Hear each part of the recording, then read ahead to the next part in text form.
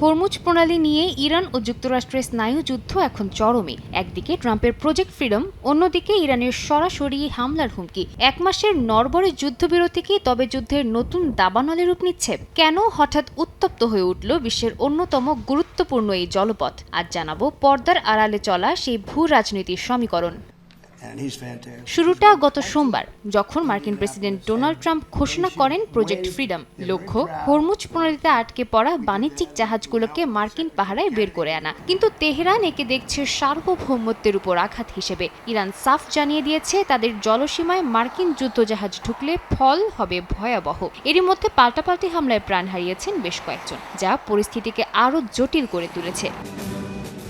যুদ্ধে নিজেদের পাল্লা ভারী বলে দাবি করছেন ট্রাম্প। ইরানের ওপর চলা মার্কিন নৌ অবরোধকে তিনি ইস্পাতের মতো শক্ত বলে অভিহিত করেছেন। তার দাবি ইরান সামরিকভাবে প্রায় ধ্বংসের পথে এবং তারা এখন চুক্তি করতে মরিয়া। তবে মুদ্রার উল্টো পিঠ বলছে অন্য কথা। বিশ্লেষকদের মতে হরমুজ প্রণালী ইরানের দর কষাকষির প্রধান অস্ত্র। এখান দিয়ে মার্কিন জাহাজ নির্বিঘ্নে চলাচল করতে পারার অর্থ হলো শান্তি আলোচনায় ইরানের শক্তি কমে যাওয়া।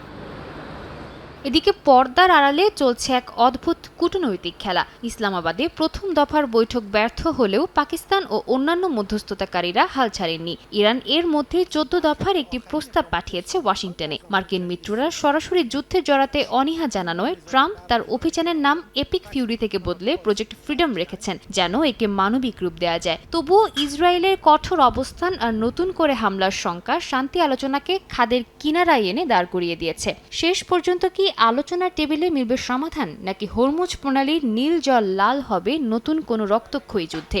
উত্তর দেবে সময়। সাদিয়া তাসনিম, সময় সংবাদ।